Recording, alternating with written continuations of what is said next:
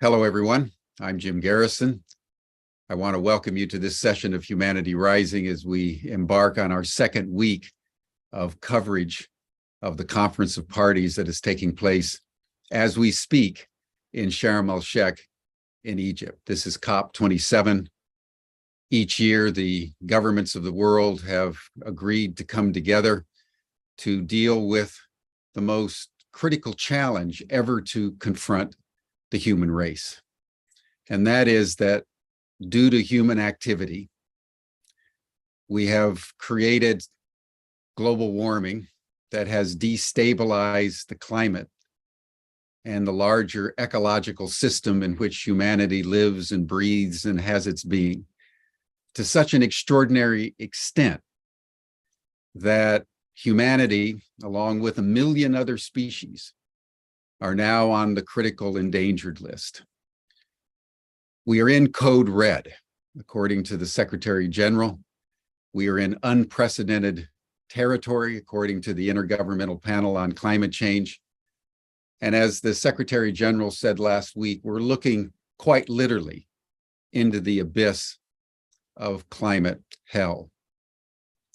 The extraordinary irony is that in the face of this level of crisis, our governments for the last 27 years have been content to engage in what Greta Thunberg, the Swedish youth activist, has said, blah, blah, blah. And that's why over the past week, there's been very little news out of Sharm el-Sheikh, even though President Biden and various world leaders have gone to pontificate. It's all blah, blah, blah. And many of the leaders in the climate movement and the environmental movement haven't even bothered to go. This is an important point for us at Humanity Rising to underscore.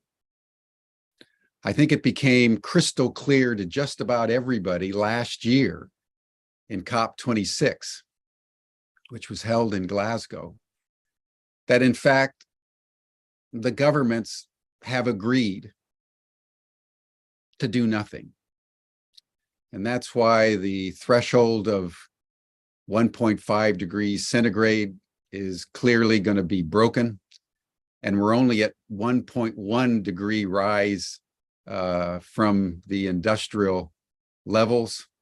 And already you can see that the planet is being torn apart. And the governments are basically saying that they're going to blow past 1.5 degree, probably hit 2 degrees.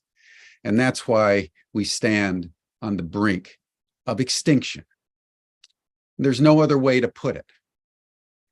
And we need to take it in.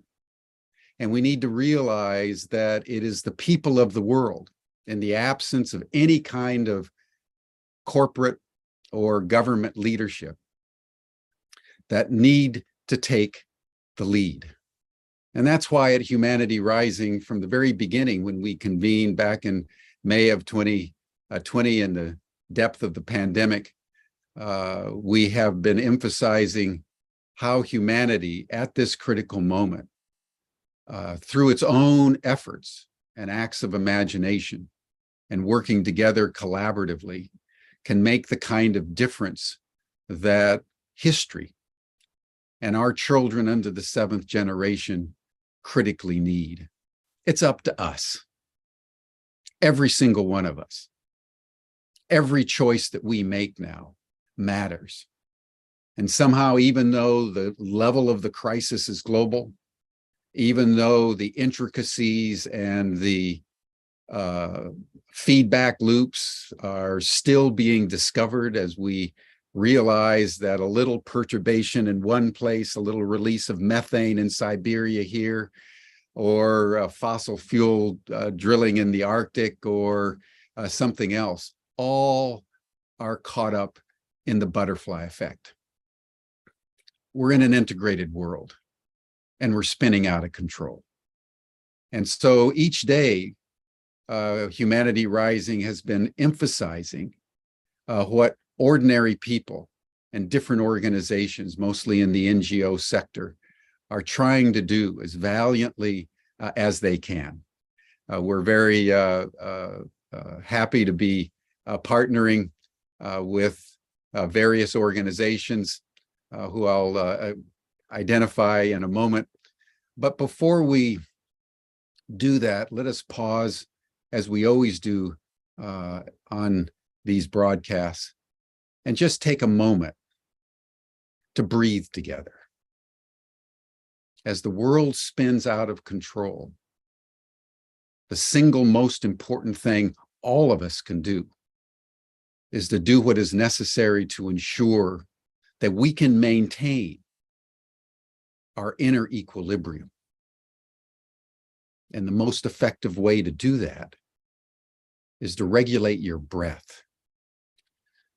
So in a moment here, Georg is going to put up an art card, and you'll hear the sound of a bell. When you hear the sound of the bell, just breathe in slowly for about 5.5 seconds. You'll hear another bell, just breathe out for about 5.5 seconds. And we're going to take 10 breaths together. And you'll feel, just with a few breaths, calm, more mental acuity, and a greater sense of emotional stability and well-being. That's what we need to face the crisis of climate change. Thank you, everyone. Let us breathe together for a minute or two, and then we'll commence our program.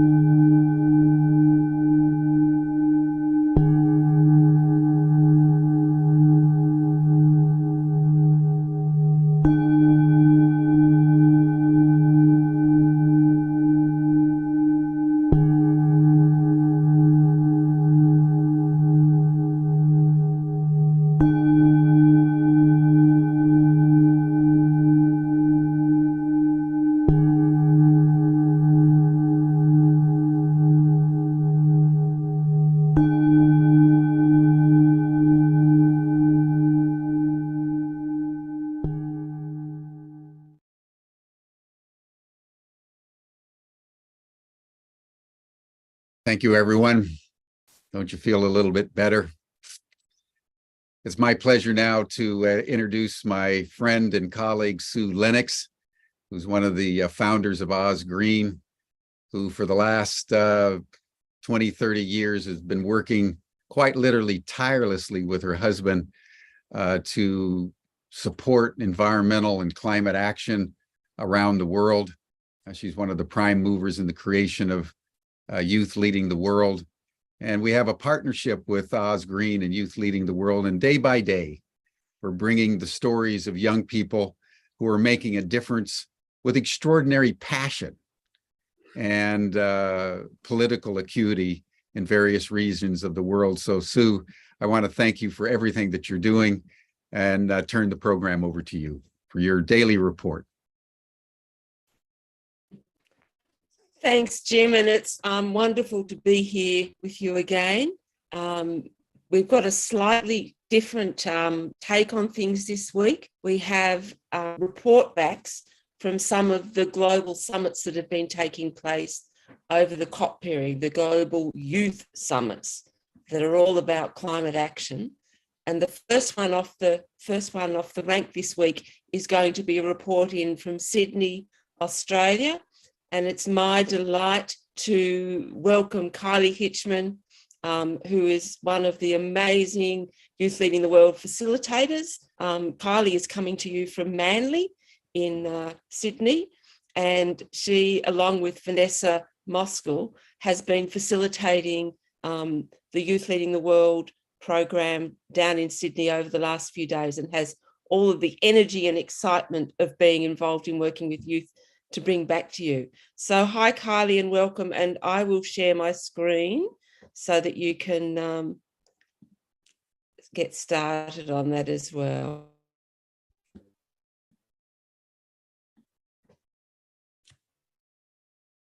Hi, Sue. Hello, everybody. Wonderful. Yeah. Hi, I'm Kylie. I'm on Gayamagal land, which is the Indigenous Aboriginal land that of northern Sydney in Australia. Always was and always will be Aboriginal land. We've just come fresh out of doing our Youth Leading the World this year, which happens every year, but we've had a bit of hiatus doing it in person during COVID. So it was very exciting to come back to doing it with young high school students just last weekend, and with my colleague Vanessa. And we were doing it this time of year because of COP27, as of course, and the high school students are in the middle of their exams, but these very enthusiastic ones gave up their weekends to come to it. We live in the northern shores of Sydney, which is a quite high socioeconomic area, but we have been affected by climate change, as all your communities have around the world, not only by coastal erosion, as with this photo here, in 2016, where swimming pools were washed away, you know, first world problems, but there's also, we've had our own floods and massive bushfires surrounding and within Sydney over the past 4 to 5 years. So the young people are very aware firsthand, as well as they're very concerned about what's going on in the rest of the world.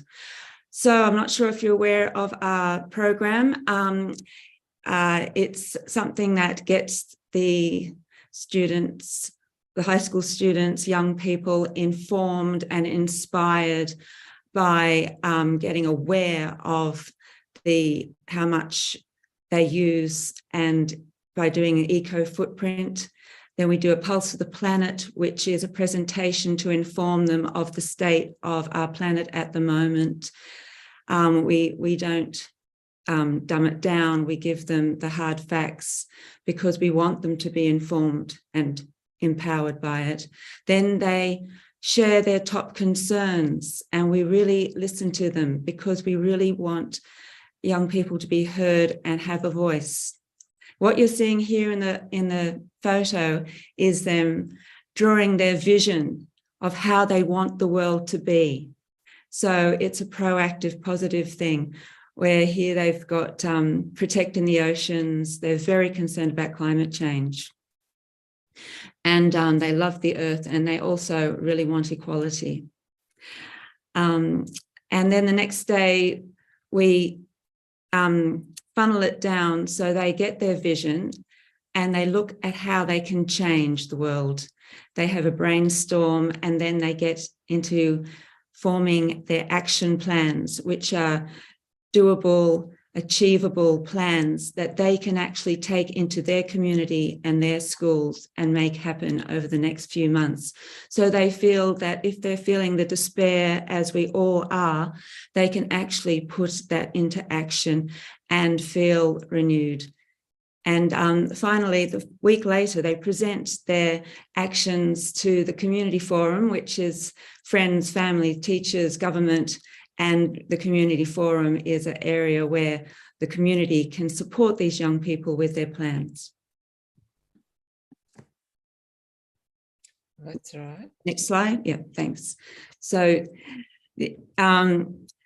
so you can, just to summarize what I said, it's getting them to be focused on what they're concerned about, then having the vision, the big picture, so they know that there's something to look forward to, and asking them with strategic questioning, Fran Peavy's strategic questioning, how they think it can happen and what they can see themselves doing. And this is a picture here. Narrabeen, we're on the coast, as with the other photo, and we were able to go out and look at the wonderful environment right on the doorstep. And these are some of the participants with sea stars in their hands. And when we had the feedback sheet, they were saying that actually getting out into the environment was the best part, because they are quite active and focused students, and most of the time they just talk about it and hear the theory. To actually see rock platform, rock pools with their microcosms there and see what's happening in the world made it all become a reality. And knowing that these creatures are going to be affected by climate change. So these were their top concerns: climate change and justice. Young people are really into equality for all. They've made the link that consumerism and our way of life is something that's causing the issue. They're very frustrated with lack of action, even though in Australia we've had a change of government, but still the change is too slow for them, and lack of education for all and informed. They feel that they haven't been educated in this on a whole, and they've had to find their own way of informing themselves, and a lack of leadership in the system. The young people have found that, recognize that patriarchy, oppression, the capitalism and consumer system is something that's making it very hard to navigate change. Next slide. Thanks. We reframe their concerns into a vision that's a positive. I'll just quickly read this so they can actually see that things can change. So they want to live in a world where climate justice provides us with the necessities without fighting for it. They want to work together as a community to lower our emissions. Renewable energy is subsidized and unclean energy is taxed. There is fairness, transparency, and integrity. Environmentally conscious solutions are accessible to all. The education system is accessible to all, no matter your ability, age, or identity. Education is government funded. Universities are free, and tertiary education is everyone has a right to learn and create their own career. The businesses remain transparent and truthful in their practices and impacts on people and the environment. Public transport is reliable and respected, and that transport is clean and powered by renewable energy. And political leaders are forward-thinking, inspired by citizens to make decisions that take care of people on Earth.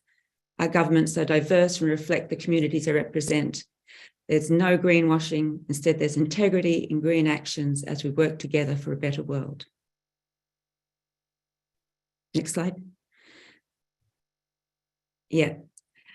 And so now we're up to the exciting part. It was all exciting, actually, with these young people. And this was narrowing down their visions and challenges and for change to actions. They got into groups of like-minded ones. And this is an example of one of them, which they call themselves EnviroViv. Viv stood for the names of this small group, which was Vishy, Izzy, and Veronica. And they were amazing. So at the moment in Australia, we actually subsidise diesel and fossil fuels to make them cheaper for businesses and industry. And the young people want to take these subsidies and put them back into renewable energy and eco-environmentally friendly products. They want to empower young people to be more informed and engaged and have a political say, and to be able to communicate with corporations, businesses and governments to make changes and to be listened to. One of the examples here is this group wanted the whole of the area that Youth Leading the World is representing, all schools to have composting and recycling bins.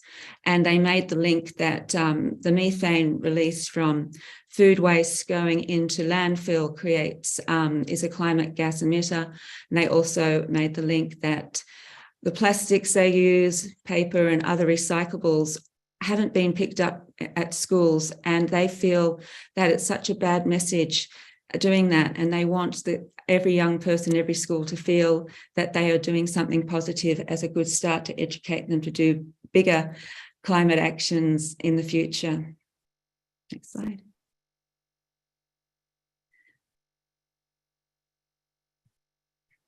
So a week later, they were very busy during the week, even though they had exams. They presented to community forum made up of their family and friends, but also there was community leaders there from federal government, state government and local government, and from local non-government organisations like food co-ops. There's Aboriginal leaders there. And there was this wonderful interchange of generations where the young people presented their issues. And then with the question and answers, there was suggestions and offers to take it back. Out of it came ideas of linking with businesses, setting up a data resource, linking up with the local council. The Department of Education put their hand up. It was a wonderful conclusion, but it's not just the conclusion, because the next step comes that their projects are going to be implemented, and we're going to support them at Osgreen to do that, as well as the community. Thank you. Thank you, Kylie. That is so exciting to hear directly from you, and to hear your excitement and energy around facilitating that program. And I just wanted to finish by highlighting that we're having a global youth summit on the 16th, 17th and 18th of November. So this week, it's at Australian time, 6 to 9 p.m. And if you go to the Osgreen website, that's osgreen.org, ozgreen.org, you'll be able to find that. I'll pop it in the chat. So thanks a lot, Kylie. Wonderful to work together. And back to you, Jim. Thank you, Kylie. Thank you, Sue. It's always inspiring. And just so everybody knows, for Sue and Kylie, it's 2:00 in the morning. And so that's a real demonstration of commitment. And I want to thank you for it. We've been emphasizing young people, everyone, because there's something happening globally with the Gen Zs. We've been tracking the young women in Iran since the death of Mahsa Amini on the 16th of September. For the first time, maybe in modern history, young women are catalyzing a revolutionary movement in a major country in the world. It's quite extraordinary.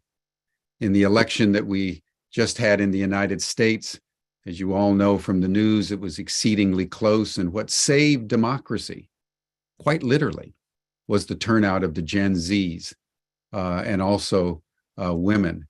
And so as we move forward, the work of organizations like Osgreen and Youth Leading the World could not be more important in terms of the ecological work that they're doing, but also the empowerment of a generation which I think understands very deeply, intuitively, both the issues and what needs to be done. So Sue, Kylie, thank you so much for all that you're doing. Thank you for all you're doing, Jim, and we look forward to seeing you tomorrow. Yes. All right. Thank you so much. We'd like to turn now to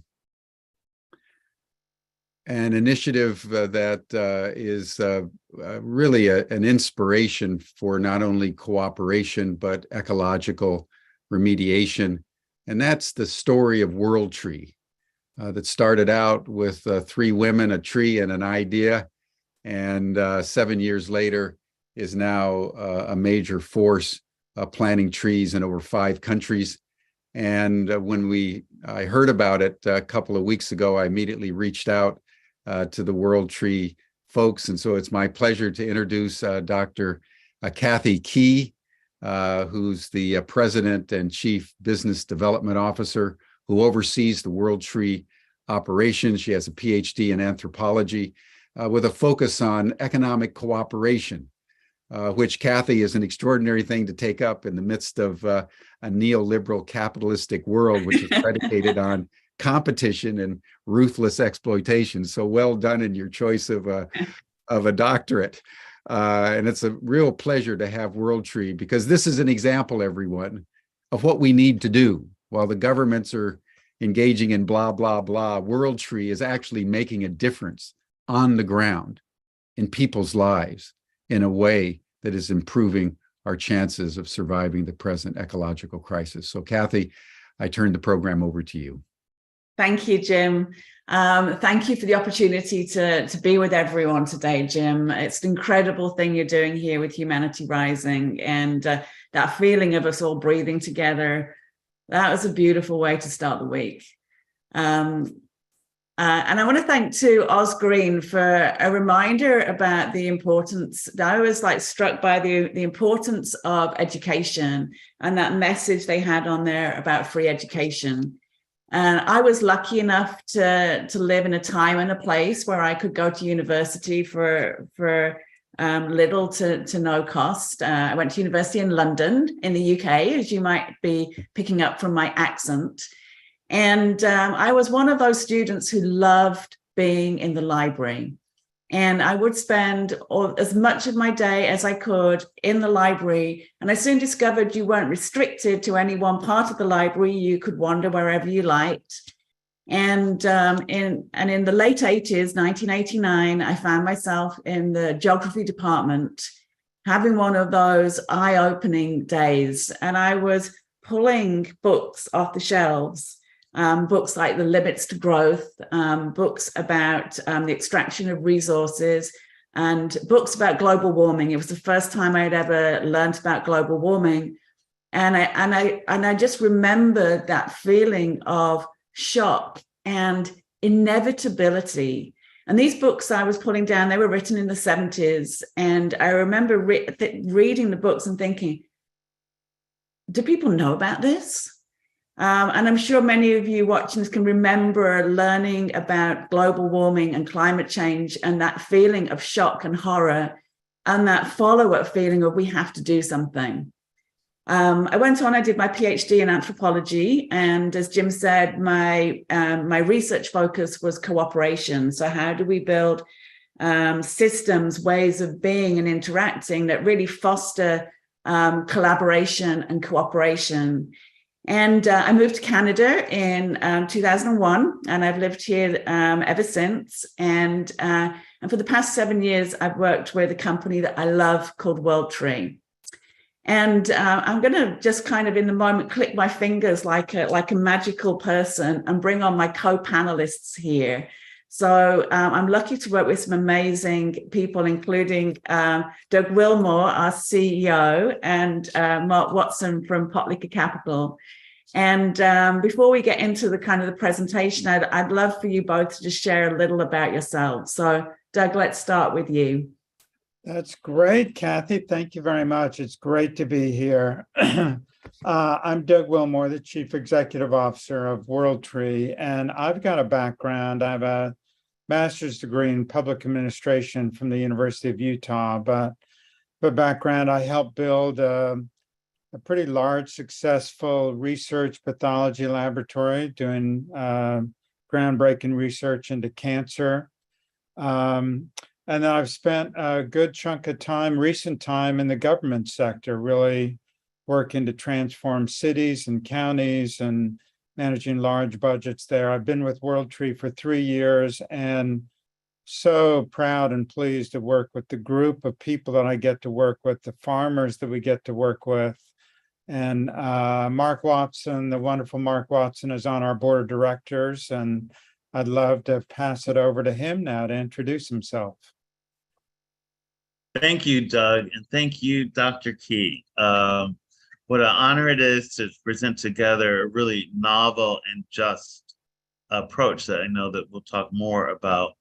My background is over 3 decades of finance and trying to take the things that are good about capitalism and reconfigure them so that they're in service to both the climate and humanity most of all. And so some of the things that we'll talk about today are an extension of an organization that I'm president and co-founder of, Pot Liquor Capital. Pot liquor is the juice at the bottom of the pot when you make collard greens, for those of you who don't know what that is. And it's also the magic that you use to soothe aches and pains or to season other foods. So it's this whole idea of integration, which we've talked about as a theme, to make sure that we are ubiquitous in our application of just remedies and just solutions. So I'm happy to talk about that. We work primarily with Black, Indigenous, and folks of color who are farmers in the US, and we provide money, grants, equity, knowledge, and access. Kathy, I'll turn it back over to you. Thank you for the opportunity. Great. So Jim, in his introduction this morning, he talked about a planet being torn apart and described the situation we're in with the climate crisis as code red. And we certainly are in a climate crisis, which is code red.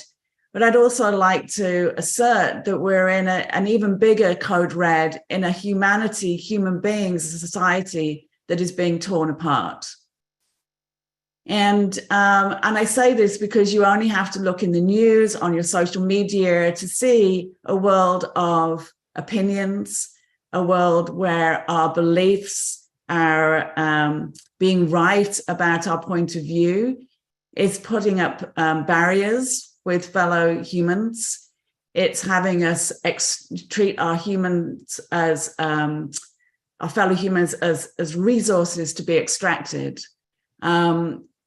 And we're seeing this, and it hurts. I've noticed that I'm sort of stumbling on my words here because I'm quite emotional about this topic.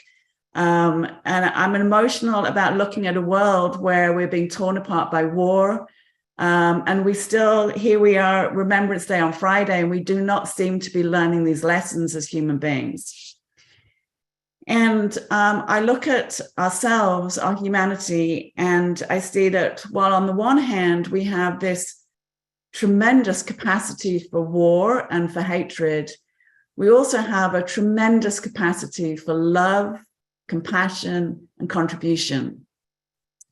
And so the conversation we want to have this morning is really about a group of people, kind of unlikely allies in many respects, from all over the world who have come together, united around a common vision. And we're going to talk about love, contribution, and real action that's reversing climate change, that's outside the boundaries of politics, countries, cultures, or ideologies. And so I'm going to share my screen now and share some of the story of World Tree.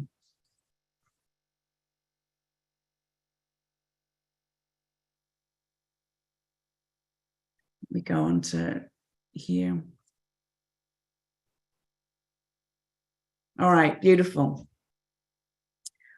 Okay, so I'm going to share with you a little of the story of World Tree and how we went from really one woman and an idea to now over 2,000 people who count ourselves as climate allies. And as I said, this is like an unlikely group of people. And it all started with this woman. Her name is Wendy Burton. She's the founder of World Tree and also a good friend of mine. But I first met Wendy in 2015. And as soon as I met Wendy, I was intrigued. This is a woman in a world of forestry. And if you've ever met people in the world of forestry, they don't tend to look like Wendy.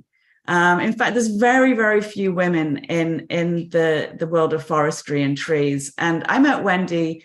And she is someone who's incredibly passionate about forests. and incredibly passionate about a particular tree called the Empress Splendor tree. And the moment I met Wendy, and if you ever have the luck to meet her, you will discover that all she wants to talk about is this beautiful tree. And she's here standing with an Empress tree. This is a very, very fast-growing tree. And she's holding there a leaf of a 6-month-old tree. This is on a farm in Costa Rica. And as Wendy explained to me at the time, she's like, Kathy, this tree grows so fast that we can go from this 6-month-old tree to this beautiful, mature Empress tree in just 10 years. And I could hardly believe what I was hearing and seeing. If you know anything about trees, you know that it's very unusual to see a tree grow so quickly. For a comparison here, so we have on the screen, on the left-hand side, you can see a tree that many of us are familiar with. It's a fir tree. And of course, how do you know the age of a tree? Well, you count the rings. The tree on the left is a 35-year-old fir tree, and the tree on the right is an Empress tree. The botanical name of the Empress tree is Paulownia, and the tree you see there on the right-hand side is a 5-year-old tree, just to get the comparison there of the growth rates. Now, how do trees grow? Well, trees grow, as we know, by taking nutrition from the air along with water through a process called photosynthesis. And they literally take carbon out of the air through their leaves and use that carbon to grow and create useful things. It's really interesting being in this conversation about climate change, and we all know we have to reduce our carbon emissions. But one of the conversations we like to engage in with World Tree is we can go beyond that. We can actually start a process of climate cooling by withdrawing carbon from the air through this natural process of photosynthesis. Bloomberg Business called this nature's most efficient carbon capture technology. And the Empress tree has enzymes in the leaves that are very efficient for sequestering carbon dioxide, which is what fuels this fast growth. The Empress tree has many incredible properties. So in addition to the carbon removal, the leaves also sequester nitrogen from the air and through their leaves, and those nitrogen-rich leaves go into the soil and restore the soil. They play really nicely with other animals and other crops. You can use them in permaculture applications. You can use them in regenerative farming. The trees have beautiful blossoms in the spring, which are very high in nectar and pollen, and they attract the pollinators. In fact, you can put hives around the Empress trees, and those hives will produce hundreds and hundreds of jars of beautiful, beautiful honey. In addition, another amazing capacity of the Empress tree is when you cut the tree down, it will regenerate from the stump without having to replant. It'll do this for generation after generation. So you have a self-sustaining source of lumber for generations to come. So the Empress tree produces a really beautiful hardwood. It's light yet strong. It's very water resistant, and it can be used for a wide variety of applications, from veneers to musical instruments, to paneling, to doors, to furniture. And at World Tree, what we do is we grow these Empress trees to produce this beautiful hardwood lumber. So when I met Wendy back in 2015, and at that time, World Tree was a 3-woman company. And I was fascinated by this tree. And I'm sure if you're learning about this tree now, you're probably getting that feeling for yourself, like, this is really intriguing. And I said to Wendy, okay, Wendy, if you've got this amazing tree, it has some beautiful properties. Now, if money was no object, if you could do anything with your business, World Tree, what would you do? And Wendy didn't miss a beat. She said instantly, Kathy, I want to give the trees for free to the farmers. And so that created inside that single conversation a new future for World Tree, and literally, like, it was like a seed was planted, and we created something that we call the Eco-Tree program. So the Eco-Tree program is a partnership between World Tree, our farmers, and investors. We've been running this program for 7 years now. And every year we bring in a group of investors, and these are usually impact-focused people. People are looking for a way to do something about climate change and who are tired of investing in extractive technologies. And so they invest with us each year, and we pool their funds to purchase trees, which we give to the farmers. And we work with those farmers to grow and love and take care of those trees right through to harvest, at which point we can harvest the trees, sell the lumber, and share the benefits with our farmers and our investors. So this is our beginnings. So this photo was taken in 2016. These are some of the first investors into the Eco-Tree program. As you can see, full of joy and love. Our investors don't always get to do this, but in 2016, we held a planting party at one of the farms so that people could come together and really bring community around the Empress trees. And I think in that first wave of investors was maybe, I don't know, I think 50 or so of us here at this planting party. Little did we know we were going to grow from 50 people and a few farmers into an organization that's now planting trees in 5 different countries and have been supported by 2,000 investors to date. We plant our trees in Costa Rica, Guatemala, Mexico, United States, and Canada. You can see here one of our farms in Costa Rica on the right, Mariana, who's been supporting our farmers since 2016. Our trees love it in Costa Rica, and we have some beautiful farmers there. We work closely with our farmers. This is some of our farmer support team at a farm in the United States. So we're quite unusual, and I think this is one of the differences with World Trees. We don't just plant trees, we take care of those trees, and we train farmers so that by the end of the 10-year process, they've really had an education and they have an expertise that they wouldn't have had before. And these are trees that need care. They need TLC from their human caregivers. You can't just stick them in the ground and hope for the best. But if you take care of the trees, they really do produce some beautiful rewards. This is a tree farm in Alabama, and on the left, it's the same farm. On the left, you can see Farmer Eugene. He's standing next to a 2-year-old tree. I keep emphasizing this. And by the way, this tree is totally Mother Nature created. We didn't scientifically engineer this tree. We didn't make this up. Mother Nature gave us this tree. If you look in some of the indigenous traditions, that the world tree is connected as being the tree of life.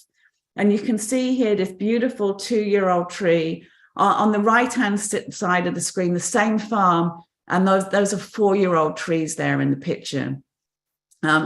Really beautiful tree here. The tree at 10 years, we harvest for its lumber. You can see here some very happy men sitting on a beautiful tree trunk. Now, just a reminder again, I remember when I came into World Tree in 2015, and I'm such a tree hugger. And it always like, oh, wow, we have to cut the trees down. But when you think about it, if you just look around your home or your office, wherever you are right now, we need wood. We need wood to build. We need wood for our homes. We need built wood for our furniture. Where does that wood come from? We don't want it coming from our forests. We want it coming from sustainable tree farms like this. So the wood is used to create furniture. It's absolutely gorgeous, true climate smart lumber. And I want to kind of go back to the climate smart part of this and the way that we farm. You know, back in 1989, when I was a student learning about global warming, the word of the day was sustainability. And really that word has evolved over time, and it's turned into something new. Sustainability is about keeping things the same. We've gone past the point of keeping things the same. We now need to move into a world of regeneration. So we're not just keeping things the same, we're actually giving back to the planet, giving back to the soil, giving back to our ecosystems. This is one of our farms in Guatemala, and you can see here they're planting corn with their empress trees. You can see there the little nest under the leaves of the tree. Regenerative farming is such an important part of how we work at World Tree. And when you start to do things like regenerative farming, when you integrate cattle, as you see here, with the trees, not only does the ecosystem do better, the trees do better. This is a natural way of recycling and fertilizing the soil and the trees. We're very proud at World Tree to partner with some incredible organizations. One of the things about working in a cooperative system is that you don't pretend you have all the answers. You look to your friends and your allies to partner with, to be that network of contribution. And we have some incredible partnerships with Kiss the Ground, 1, 2 Tree, Understanding Ag, and the Soil Health Academy, training our farmers in these regenerative agriculture practices, from the way that they plant to the low-till practices using cover crops through to the silver pasture and the intercropping. By using regenerative farming, we can really do better for everyone. I'm going to show you a video here from EarthSpeed. Before we do that, I just want to check that I've got everything optimized here. So just while I'm going to talk, and I'm going to reshare my screen. Yeah, I've got it all optimized here. So EarthSpeed is an organization created by Adrian Grenier, and he did this short documentary on World Tree. It's about 4 minutes here, and an interview with Doug talking about empress trees and regenerative agriculture. So let's take a look.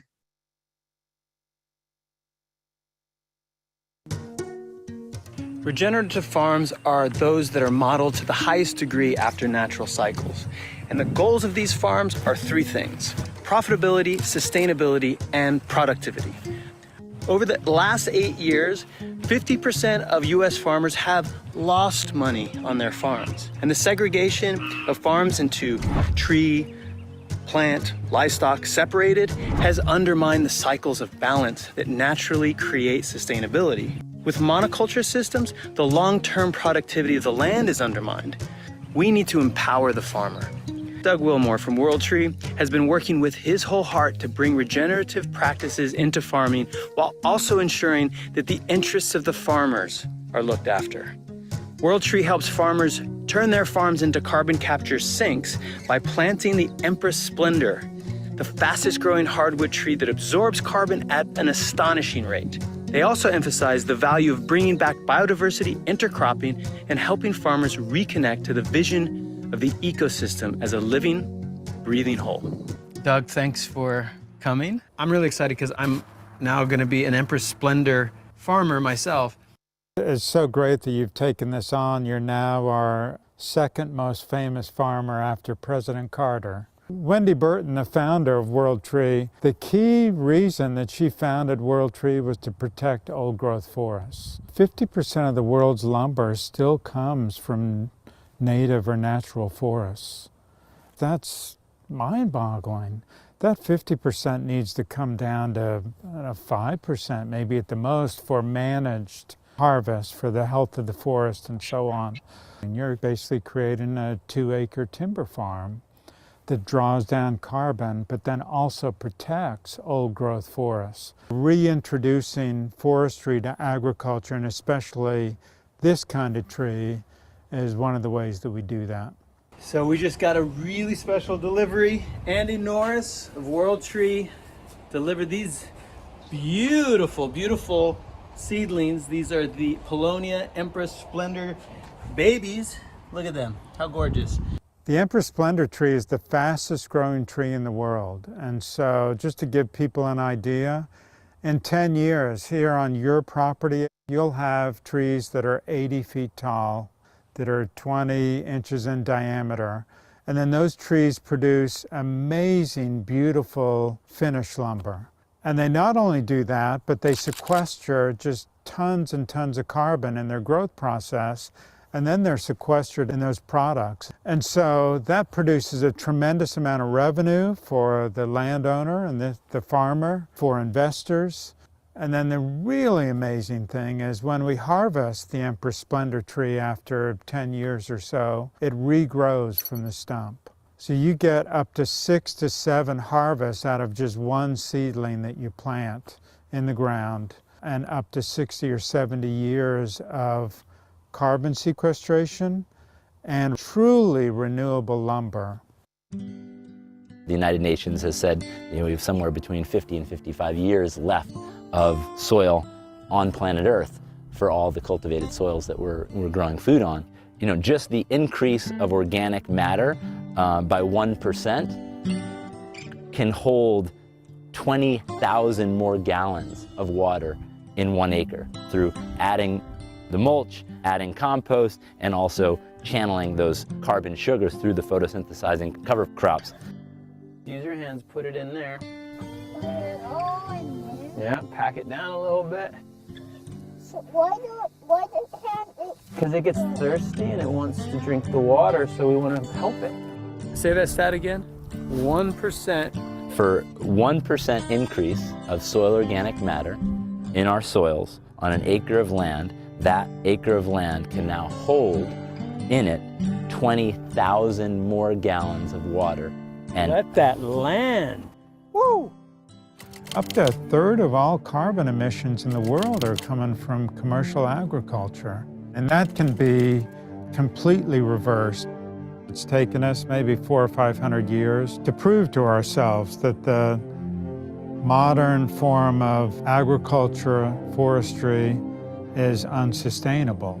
We need to bring plants and trees and animals back together on the same piece of property. So we really need this regenerative movement to take over. That would just make a major impact in our world, not just in the taste and health of the food, but the impact on the planet. The answer is yes. Yes, we will. Okay.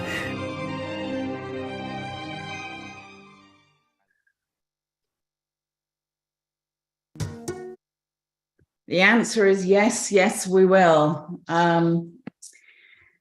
So really, this is an opportunity for all of us to come together and take really practical actions.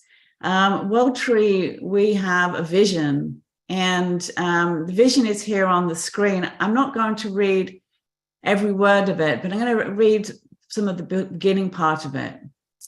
So our vision is there has been an awakening. People and organizations recognize themselves as an integral part of the natural world. Humanity is celebrating the rebalancing of nature. A movement fulfilling this shared vision has been created by people from diverse cultures, conditions, and lifestyles coming together in harmony and reciprocity. Nature, by its very, very essence, is reciprocal.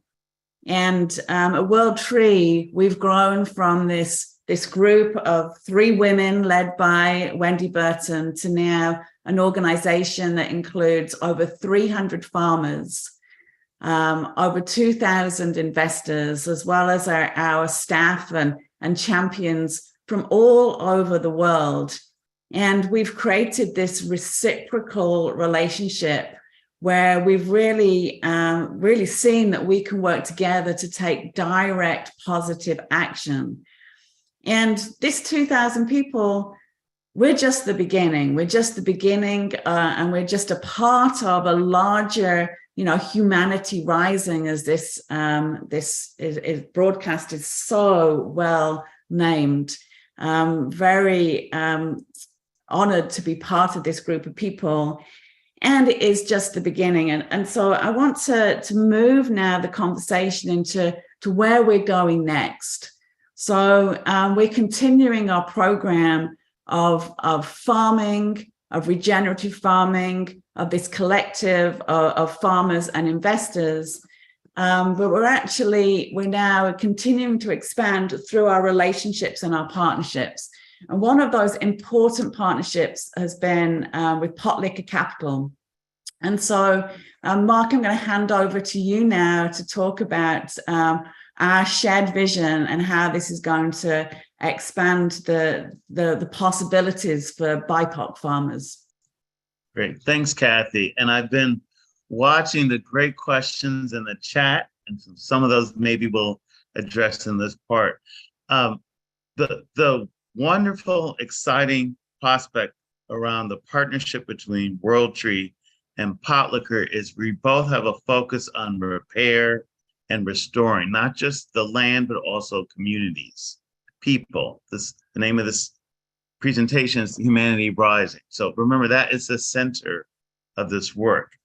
And one of the parts of offering reparative capital, which is what we call it, is to acknowledge the past harms that we've done both to the land and to communities, particularly when we're talking about Black, Indigenous, and people of color. In the United States, many of those farmers who still own land, and in the US, it's called socially disadvantaged farmers, are only 4% of the remaining farmers in the country. So it's not a very diverse picture to start with. And that number is actually declining. But those 4% often are in the most damaged soil areas of the country. They're often the most impacted by negative climate impacts because they're on the coast.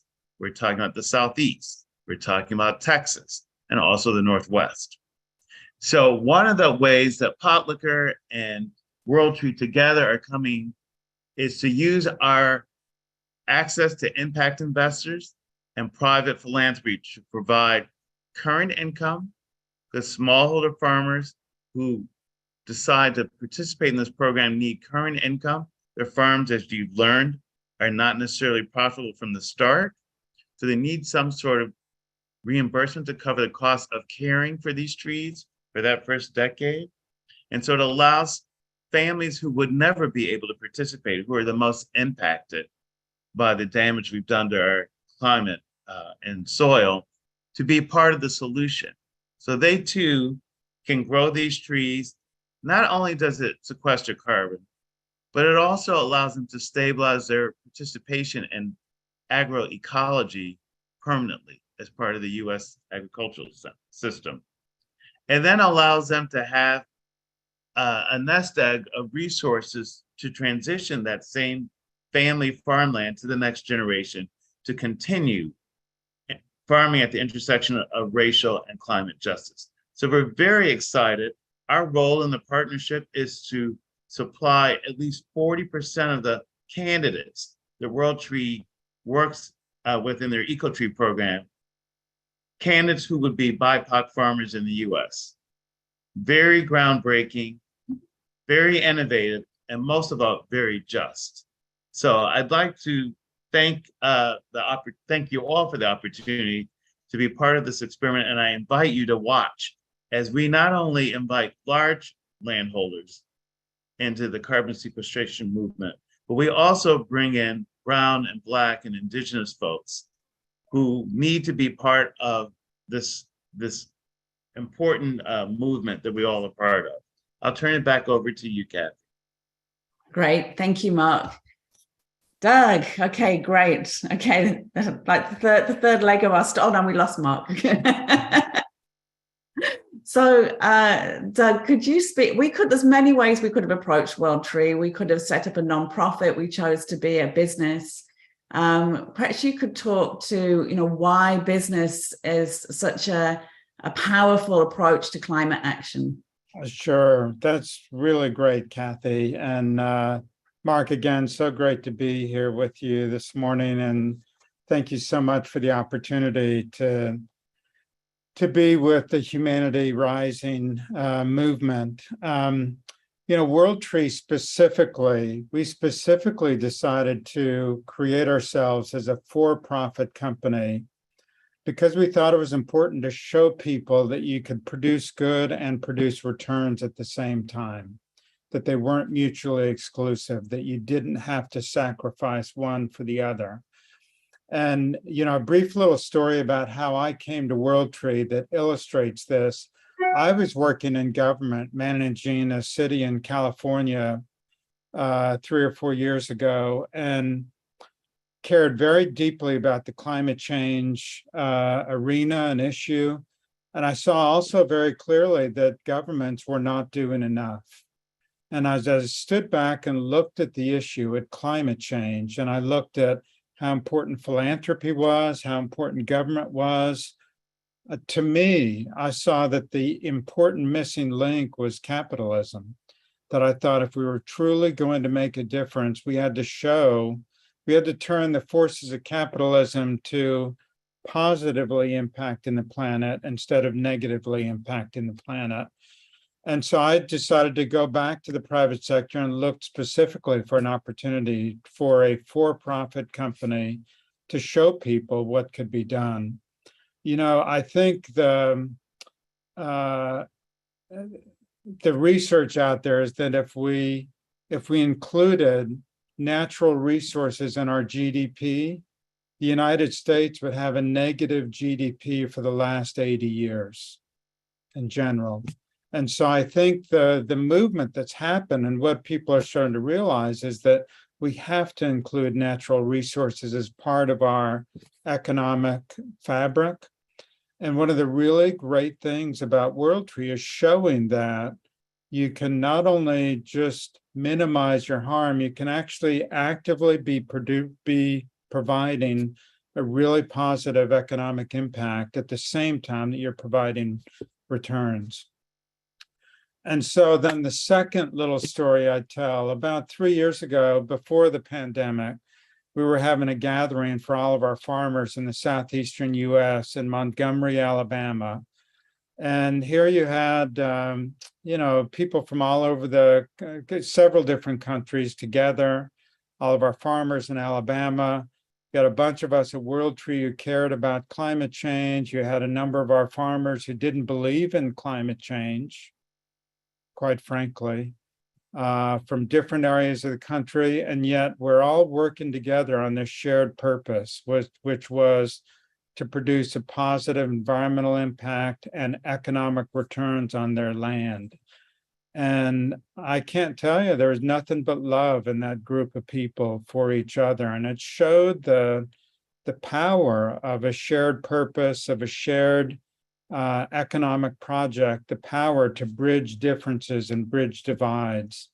And we still all work together. And you know what? Our farmers don't have to be there to impact climate change. They're there because they have children returning to their farm again, because they now have a brighter economic future that their land didn't have before. They have property that was degraded ex-pine property that's now being regenerated. The soil's being regenerated with a really regenerative tree and other intercropping. They have a future that they didn't have before. And so all of those things are things that bring us together and that unite us and that have the opportunity to actually, and I think as has been mentioned here, is that the human crisis mirrors the environmental crisis, this crisis of not belonging, of being separate, of being disconnected. And so we at World Tree see the same way that Mark does at Potluck, or the same way many of you do, is that you can't solve our climate crisis without addressing the humanity crisis that we face, which is one of disconnection, one of being apart and separate. And so for us, that's the power of capitalism, is that you can actually mirror or marry producing returns for farmers, for shareholders, for investors, at the same time that you produce a significant positive environmental impact. And finally, I'd say one of the unique things about really good solutions is 2 + 2 = 5. And I think one of the really cool things about Potlucker and World Tree being together is that both of us see that coming together, we produce a product that's much greater than the sum of its parts. And I think nature-based solutions in general, that when we look at the climate crisis and look at healing nature, our planet, our soil, we actually end up with solutions that are much greater than the sum of the parts. And that's really one of the really great things that we see with marrying these together. Great. Thanks, Doug. Well, we've had an outpouring of messages of support on the chat here. Jim, I'm going to invite you to rejoin us and to navigate the next part of the conversation. Sure. Wonderful presentation, all of you. One question is, who came up with the name Empress Tree? I can't think of a more apt title for what really is a miracle tree. Where did the name come from? As far as I know, the association with royalty is centuries old. So, you know, the Japanese and the Chinese have known about the Empress Tree for literally centuries. It's been the Prime Minister seal in Japan for 800 years. And if you look on a 500 yen coin, you'll actually see an imprint of empress leaves and the flowers. So it's had this kind of association with royalty and also with femininity.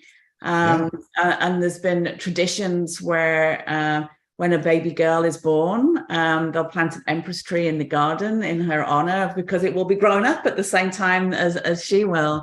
And because of its ability to regenerate, they say that it brings good fortune and good luck. So how it used to be was when the baby girl was like grown up and it was time for her to be betrothed, they would cut the tree down to raise the money for her dowry, and they'd make a dowry chest using this empress wood.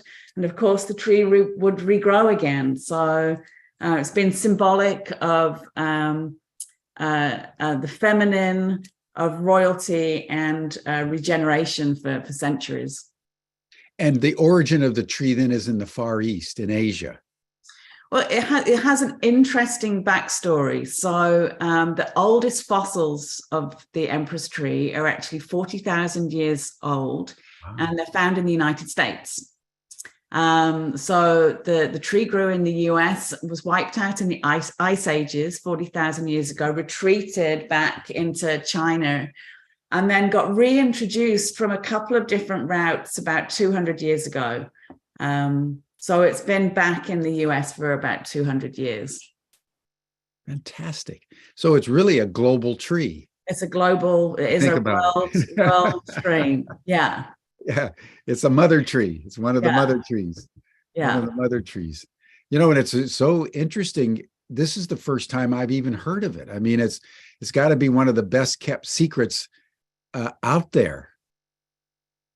Yeah. You know, it's one of those market anomalies, Jim, that it's just never been commercialized in the United States. It's such a wonderful opportunity. The fact that it's regenerative, that you can get 5 to 7 generations out of one start lane or seedling, is pretty amazing.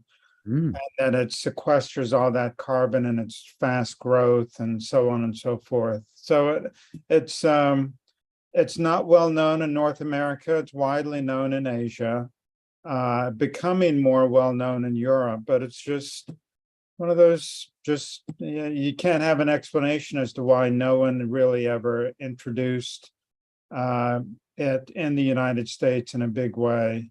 It's certainly not, it's not even widely grown and for landscaping reasons or whatever, even though it's a really pretty tree. If anyone ever plants one for in their backyard, be ready for, make sure you know what you're getting in for. It's going to be a 60-foot tall tree in 10 years. So be ready for the shade, I guess I would say. Yeah, clearly from your photos, I mean, they start like this, and the next thing you know, they grow exceedingly fast. That's really quite extraordinary. And it's happening at a time when, Simard's book on the finding the mother tree and all kinds of books and research about the intelligence and communication of tree and the relationship between the trees and the mushrooms. And then you folks are bringing out the empress tree.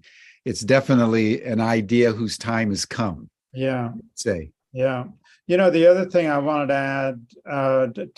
add, Jim, and it's especially highlighted in our partnership with Pot Liquor Capital, is, we tell people that World Tree is not replacing the need to reforest the planet, right? We're not.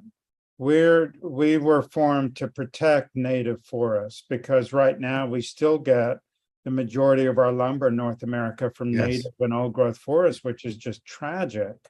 We think that deforestation is all about tropical or subtropical areas. It's not. We're doing it in the United States and Canada right now. We're losing tree cover every year.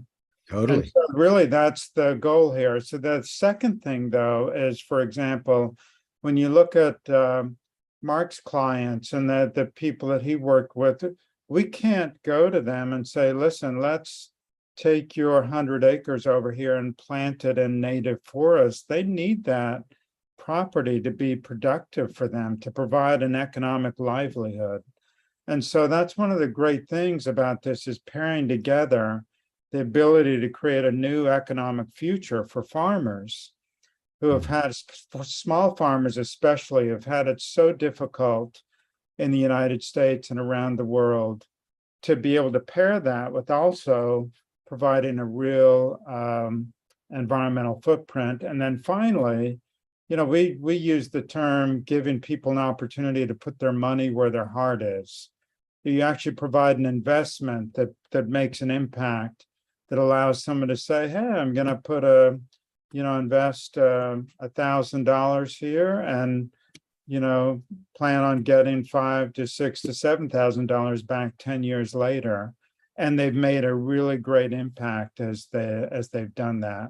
So pairing together these small farmers who need help, the environmental impact, as well as giving investors a way to make a difference with their money, is kind of what it's what it's all about, and why it's a unique partnership, I think, that we have to be able to give that, especially to small farmers. Yeah. Jim, if I could add,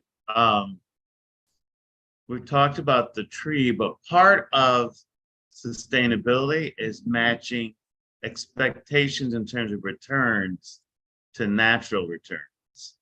And so the partnership around Pot Liquor, our clients are folks who place impact first. So they provide grants and recoverable grants and low interest loans that allows World Tree to be able to share more of the profits justly with the farmers who are actually cultivating the trees. And secondly, it pays for the incremental cost of allowing smallholder fragmented plots of land to participate, to increase resiliency on the planet, so that you don't only have large landowners running this show. This is a diverse, participatory opportunity with money that's priced to allow that to happen. And that is the beauty of this partnership. Yeah. Well, let's kind of drill down on that, because you are a company and you are providing impact, but you're also providing a return on investment.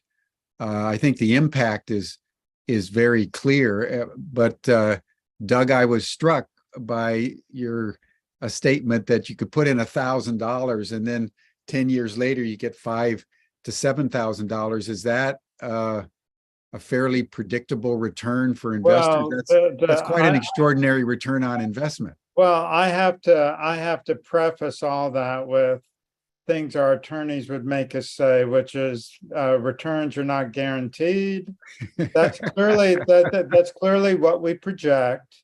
And I think our early investors will be receiving something around there when we harvest in 2025.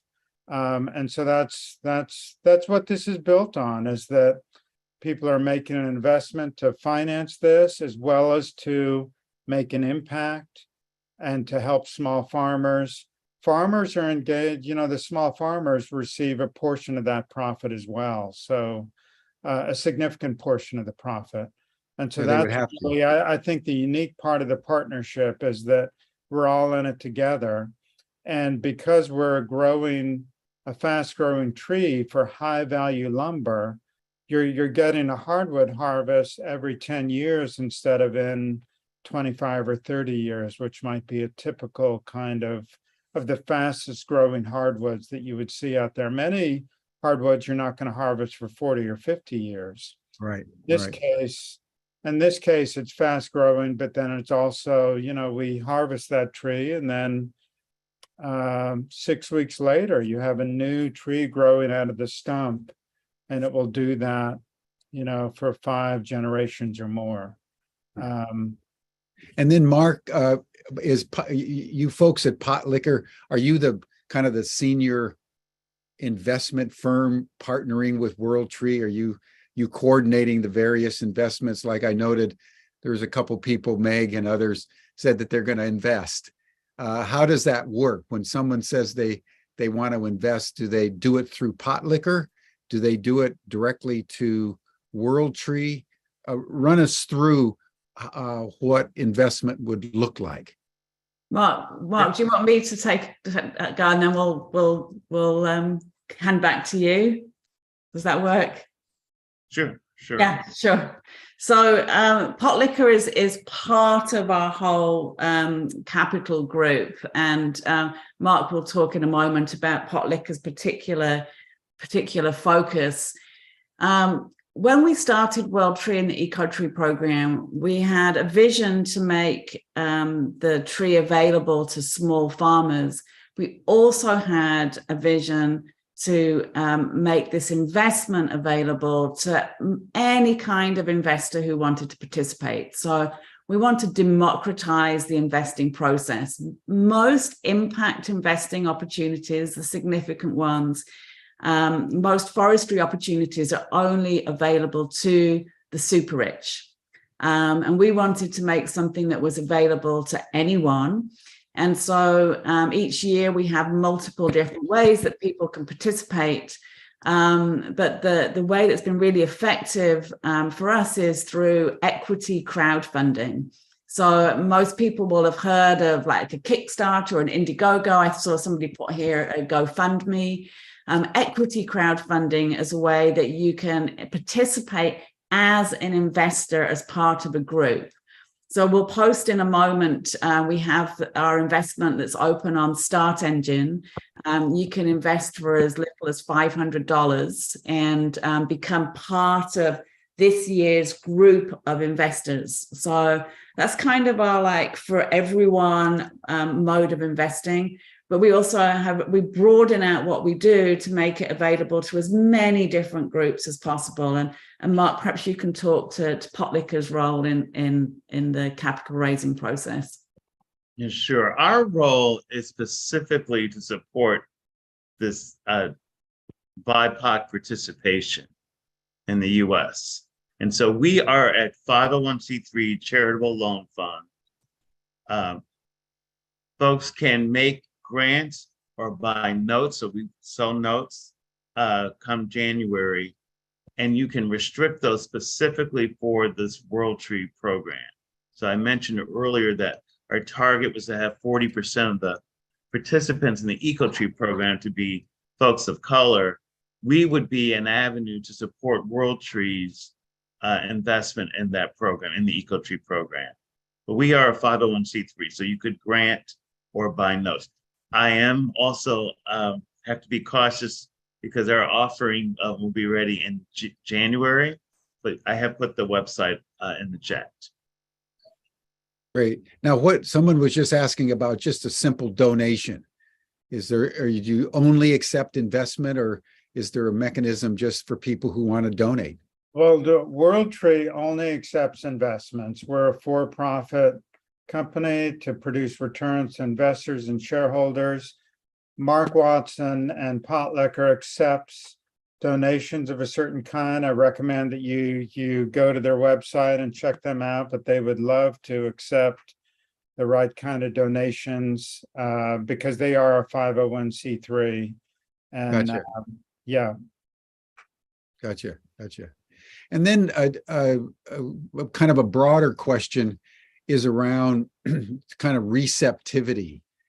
Many people have incredible ideas, like mushrooms can, deal with toxic oil spills, even radioactive oil spills. There's all kinds of innovative ways to deal with the plastics in the ocean. And yet the government seemed either to be uncaring or actively opposed to any kind of innovative solution because they prefer to continue to do what they're doing by force of habit in many cases, but willful ignorance in another. As you have been developing World Tree over the last, say, 7 years, are you finding receptivity on the part of local or national governments? Do you have to work, specifically kind of one farmer at a time to convince the farmer that it's a better investment for them to do trees as opposed to, wheat or something else or livestock on a 10-acre plot of land? What's been your experience in terms of adaptation? We're in 5 countries. We have Canada, the United States, Guatemala, Costa Rica, Mexico. We not only have not had any issue with any of those countries, we've had nothing but support. Great. So I think that's the first thing I'd say. The second thing I'd say, and I think this is the first part of your question or your statement, Jim, is, I see headlines all the time, things like, can planting 1 trillion trees really save the climate? And it kind of burns me up because the answer is, well, yes, but only if you do it with about 1,000 other things. So the key about the really great thing about the climate crisis is there's something for everyone to do. There's no magic bullet. There's thousands of things to do. Good and point. The thing that I'd say to everyone is find your place. And one of the great things that Project Drawdown is really focused on now is every job is a climate job. So it's like, find your place and do what you do. And if that's growing mushrooms, then do it. Do it great. There is no magic bullet. And so I could say we found our place. Mark has found his place. Yeah. And it's like all that stuff has to come together. There are thousands of things that have to be done, and find your place and do it to the best of your ability with passion and love. And that's what makes a difference. Yeah, those are very wise words, Doug. Thank you. The situation is so bad that everyone's just got to do what they can do. And I hope that the synergies will redeem us in ways that we can't even imagine at the present time. Just one final comment from each of you around, what have you learned personally as you've committed yourself to the World Tree? to the Empress tree. What is that? What effect has that had on your soul growth? Because I can just imagine all kinds of good things are happening in your interior, given the commitments that you've been made. Maybe start with you, Mark, and then Doug, then Kathy. Sure. What a great question, Jim. Two things. Number one, if you look at history, most movements come from individuals and innovation, not governments. Yeah. So I am not expecting governments to lead. We lead governments. So yeah. I have realized that it's my responsibility to work with folks like World Tree to develop the change that we want to see. So that is something on a personal level I feel empowered because of this relationship. The second piece is most of the farmers we talk to when we discuss this program, this opportunity, and we talk to farmers in clusters. So this is not one by one, it's groups of communities. I'm realizing that people really want to be in relation to each other and the planet, that they need options. They just need more options. This tree is one option. There are other things they can do. But that is a wonderful reason to remain optimistic, is that I think the average person is receptive, and a little time, feeding, and care, that we have an opportunity to change this tide. I'll pass it off to Doug. Great. Beautifully put, Mark. When innovation comes, it almost never comes from the governments. It has to come from us, the people. Yeah. And the governments then respond, one way or another, but the change is always happening in front of them. Yeah. Yeah. That really was beautiful, Mark. And it reminded me of that famous quote from Margaret Mead, never doubt that a small committed group of people can change the world. Indeed, it's the only thing that ever has. And I'd say, Jim, to answer your question, it's really such a great question. I have to admit that for the first time in my life over the last probably 6 years, there are days where I can't read the news. And I admit that. And I think that's become more common amongst people, that sort of despair. And that's the first in my lifetime. And yet, I heard Paul Hawkins say something at a conference that we sponsored 3 years ago. He said, if you focus on the numbers, you can't help but be in despair. If you focus on the people, you can't help but be inspired and optimistic. And I choose every day to focus on the people. Yeah. So that's what I would say for me, and I'd say for everyone out there. And I can't tell you how lucky I feel to spend my days with people like Mark Watson and Kathy Key and yourself, Jim, and just all the people that we get to work with, our farmers and things like that, because being in action with those people, every day is a great day. Every day is a great day. And so that's, for me, I think one of the biggest learnings or discoveries is to how to find a life of purpose in really challenging times, is focus on the people. Yeah. Well, that phenomenon of people just unable to continue to watch the news is happening all over. I mean, we have people on Humanity Rising all the time to say, I'm on a news fast. Charles Eisenstein, I think he went on a 6-week news fast, and others, because it's just too unbearable. Yeah. It's just too unbearable. And in the midst of that, we still have to act, and focusing on the trim tab of goodness in the world is the only option really that's left. Yeah, I mean, you could say action is the antidote to despair. Yeah.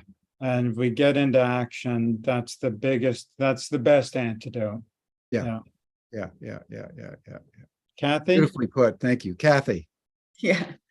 So in the early days of the Eco-Tree program, we knew we had an idea and we were getting lots of interest from investors. And our next step was to find the farmers.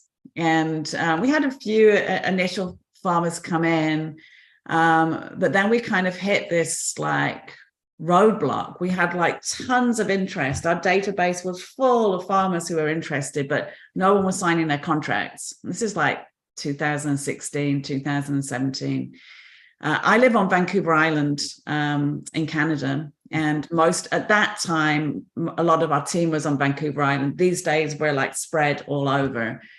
And then there was 4 of us, and we met for lunch, and we were like, we have a problem. We've got all these farmers who are interested, and none of them are signing their contracts. What are we going to do? And so we packed our bags. Literally, that we had the next day. We packed our bags. We flew to where the farmers were, which was Alabama and Georgia and Florida.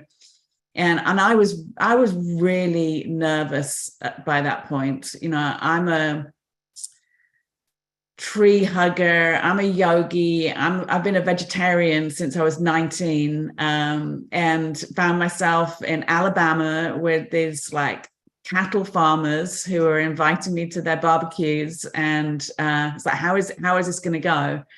And it was really interesting because we would come together, and it happened over and over again. We'd come together, and for the first 5 minutes of the conversation, they could hardly understand my accent. And I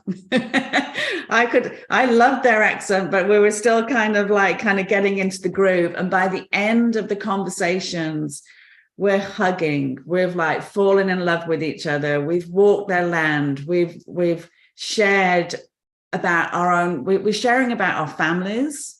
We're sharing about what we love. We're sharing about what we want for the future. And it turned out that what the farmers wanted is they just wanted to know who we were. They wanted to know our hearts, and they wanted to know who these people were that had come and offered them these trees. And so part of my soul journey has been that process of, you got to get vulnerable enough to actually go and meet people who wouldn't normally be your tribe. We've done that at World Tree, and I'm really honored now that I have this like community of friends and colleagues that I work with from all over the world who I literally would never have met without the World Tree program. Yeah, well, thank you for that. You know, there's goodness all over. And no matter what the accent, no matter what the language, if you just establish your authenticity, you know, the relationship ends up in a hug. And I've certainly experienced that convening, as I have been, you know, all this time now on Humanity Rising, looking for people like you folks, promoting them, telling people, in your case, invest in World Tree, everybody. And spreads the love and helps make the world go round. That's right. And just to answer the question in the chat, and yes, they signed their contracts. Every single farmer that we visited signed their contracts. And then they told all their neighbors, who were like watching in astonishment, because when you've got these trees in your field, you literally every week you go past and the trees are like taller than they were the week before. So they enrolled their neighbors and their community, and so it went on. Well, thank you all. This has been an inspiring start to our second week on the COP. And as you were saying, Doug, you know, I can't even bear to hear what's going on in Sharm el-Sheikh, but I'm thrilled to listen to you folks today. And this is what makes humanity rise. And this is what gives us all the kind of hope, I would say, in a very turbulent, uncertain world, that there is a lot of goodness. And as Linda Tucker, who's the founder of the White Lion Trust down in South Africa, who was on last week, she made a point that I think is a nice point with which to close. She said, Gaia is so complex, and the interconnections between our acts of goodness and the white lions and all the other species, including the trees that are wanting the redemption of the world, is happening at levels we can't even see. And so it's not only the small act that gives us hope and focus. I think it's the faith that Gaia herself, the Empress, the mother, is working in ways that we can't understand for a redemption that may emerge if we just keep going, doing what we all know we can do. And she handles the connections and finishes what we here start. So I just want to thank all of you for an inspiring, very thoughtful program. And this is World Tree, everyone. And they accept investments, and they're planting Empress trees in 5 countries. Let's hope that in 10 years you're planting trees in 50 or 100 countries around the world. Thank you all so much. Thank you, Jim. Thank you. That brings us to a close, everyone. You're welcome to the after session chat group. You'll find the link in the chat box, and we will see you here tomorrow for our 7th of 10 days on the Conference of Parties in Sharm el Sheikh in Egypt. Bye for now.